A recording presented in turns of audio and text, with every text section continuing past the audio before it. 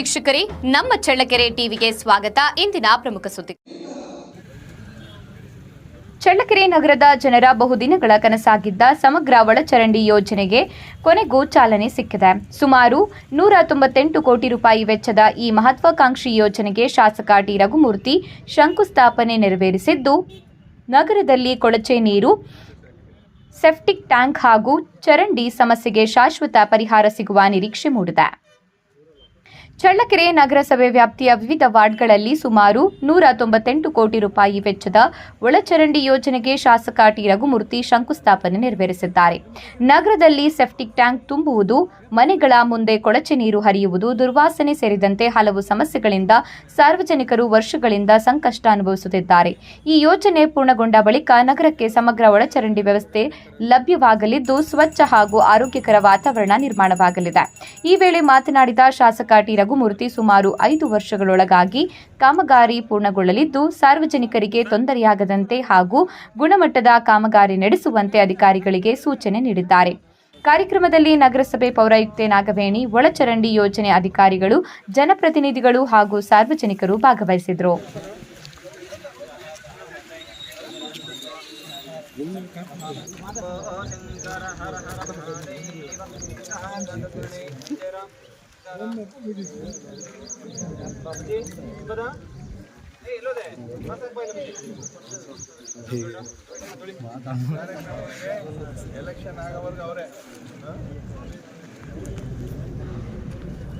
ಪ್ರಾಧಿಕಾರದ ಏನಿತ್ತಲ್ಲ, ಇದು ಅಪ್ರೂವಲ್ ಆಗಕ್ಕೆ ಭಾಳ ತಗೊಳ್ತಿದ್ದು.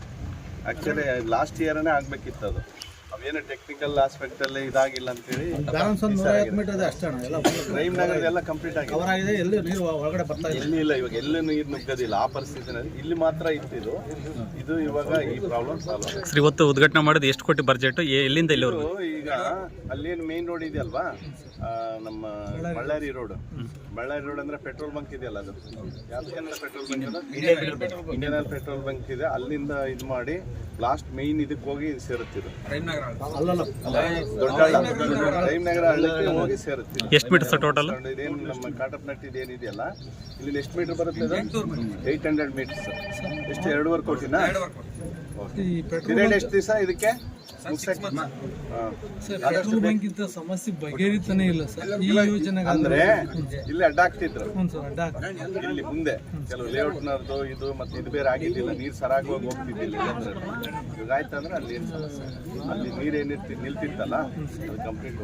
ಆಮೇಲೆ ಹೂವಿನಾಳದಂತೂ ಸಮಸ್ಯೆ ಬಹಳ ಇದೆ ಸರ್. ಎಲ್ಲಿ? ಹೂವಿನಾಳ ಬೆಂಗಳೂರು ರೋಡ್ ಸರ್, ಅದೇ ರಾಜಕಾರಣ ಅಲ್ಲಿ ಬೆಂಗಳೂರು ಮಂಡಿಮಠ ಮೇಲೆ ಪಕ್ಕದಾಗ ಐತಲ್ಲ ಸರ್, ಅದಕ್ಕೂ ಏನೋ ನಾವು ಒಂದಿಷ್ಟು. ಈಗ ಇನ್ನೊಂದು ಏನು ಗೊತ್ತಾ, ಅದು ರೈಲ್ವೆ ಇದೆಯಲ್ಲ, ಅಲ್ಲಿ ಮಾಡಕ್ಕೆ ಅವ್ರು ಬಿಡ್ತಾ ಇಲ್ಲ. ಅಲ್ಲಿ ಹೋಗಿ ಸ್ಟ್ರಕ್ ಆಗುತ್ತೆ ಎಲ್ಲ. ಇವಾಗ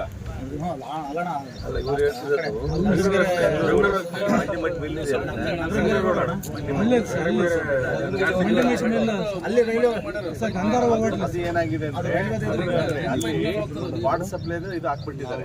ಇಲ್ಲಿ ನಮ್ಮ DRDO ಏನು ವಾಟರ್ ಸಪ್ಲೈ ಪೈಪ್ ಲೈನ್ ಹಾಕಿದಾರಲ್ಲ, ಅದನ್ನ ಎಕ್ಸ್ಪರ್ಟೈಸ್ ಅಂತ ನಾನು ಆಗ್ಲೇ ಅರ್ಜಿ ಕೊಟ್ಟಿದ್ದೀನಿ.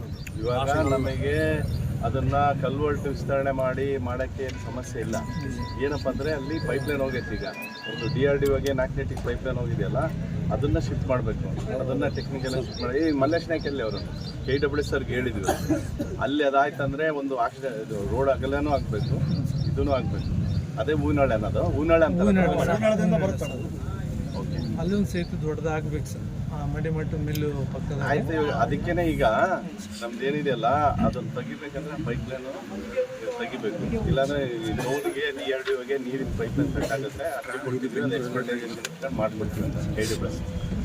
ಆಮೇಲೆ ಅಲ್ಲಿ ರೈಲ್ವೆ ಮೇಲ್ಸೇತುವೆ ಇದೆ ಸ್ವಲ್ಪ ಇಲ್ಲಿ ಬೆಂಗಳೂರು ರೋಡ್ನಲ್ಲಿ, ಅವ್ರಿಗೆ ಇಲಾಖೆಯನ್ನು ಕೊಟ್ಟು ಒಂದು ಅಗಲೀಕರಣ ಮಾಡೋದಕ್ಕೆ ಏನು ಅವಕಾಶ ಇಲ್ಲ ಸರ್. ಆಯ್ತಪ್ಪ, ಸೆಂಟ್ರಲ್ ಗೌರ್ಮೆಂಟ್ ಲೊಕೇಶನ್. ಈಗ ನಾವು ಏನಿದೆಯಲ್ಲ, ಈಗ ಇಲ್ಲಿ ಇದು ನೋಡ್ರಿ, ನಮ್ದು ಯಾವುದು ಇದೆಯಲ್ಲ, ಅದು ಒಂದು ಸಿಂಗಲ್ ಲೈನ್ಗೆ ಅಪ್ರೂವ್ ಆಗಿತ್ತು. ಆಮೇಲೆ ನಾನು ಲೆಟರ್ ಆದೇಶದಿಂದ ಸಮಸ್ಯೆ ಅಪ್ರೂವಲ್ ಆಗಕ್ಕೆ ಸುಮಾರು 5 ವರ್ಷದಿಂದ ಇದು ಅಪ್ರೂವಲ್ ಹೋಯ್ತು, ಮಾಡಿದ್ರು, ಮತ್ತೆ ಅದೇನೋ ಪ್ರೋಸೆಸ್ ಆಯಿತು, ಅದೇನೋ ಇದರಲ್ಲಿ ಬರಬೇಕು. ಆಮೇಲೆ ನೋಡ್ರಿ ಅದೇನೋ ಇದೆಯಲ್ಲ ತೆಗೀರಿ. ಏನು ಕೆರೆ ಅಭಿವೃದ್ಧಿ ಅಂದರೆ ಅಲ್ಲಿ ಸ್ಟಾಪ್ ಇಲ್ಲ. ಟೋಟಲ್ 1 ವರ್ಷದ ಮೊದಲನೇ ಆಗಬೇಕಿತ್ತು. ನಮ್ಮ ಪ್ರಕಾಶ್ ಅವ್ರು ಏನಿದ್ರಲ್ಲ ಇಲ್ಲಿ, ಅವಾಗಿಂದನೂ ಇದಿತ್ತು. ಆಯ್ತು, ಒಟ್ಟಾಗಿ ಮತ್ತು ನನಗೇನಿಸುತ್ತೆ ಇವಾಗ ರೈಲ್ನಾಗ ಪ್ರಾಬ್ಲಮ್ ಇಲ್ಲ. ಎಷ್ಟಿದೆ ಇನ್ನು? 150 ಮೀಟರ್ ಇನ್ನು 150 ಮೀಟ್ರ್ ಇವಾಗ ಆಗಿದೆ. ಇನ್ನೊಂದು ಸ್ವಲ್ಪ ಎಸ್ಬೇಕಷ್ಟೇ ಸೈಡ್ ಅಲ್ಲ. ಮತ್ತೆ ಎತ್ಸಿದೋಣ. ಈಗ ಗ್ಯಾಪಲ್ಲಿ ಆ ಕಡೆ ಈ ಕಡೆ ಮೂಲಲ್ಲಿ ಕಲ್ಪೋದಕ್ಕೆ ಮಾತ್ರ ಒಂದು 150.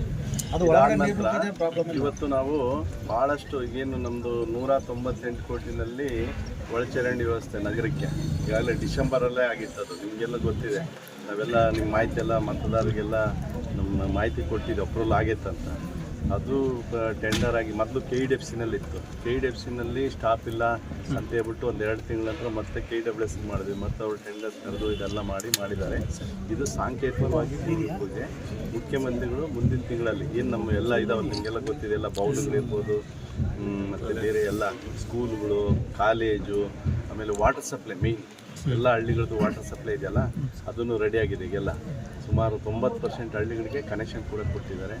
ಅದು ಎಲ್ಲ ಸೇರಿ ಮುಂದಿನ ತಿಂಗಳಲ್ಲಿ ಬಹುಶಃ ಈ ಮಂತ್ ಎಂಡಿಗೆ ಇದು SIR ಇರೋದ್ರಿಂದ ಈ ಒಂದು ಆಫೀಸರ್ಸೂ ಇದು ಇರೋದೆ ಮತ್ತು ಅವ್ರಿಗೆ ಡಿಸ್ಟರ್ಬ್ ಆಗೋದ್ರಿಂದ ಶ್ರಾವಣ ಮಾಸದಲ್ಲಿ ಮೋಸ್ಟ್ಲಿ ಇವೆಲ್ಲ ಕಾರ್ಯಕ್ರಮ ಮಾಡ್ತೀವಿ.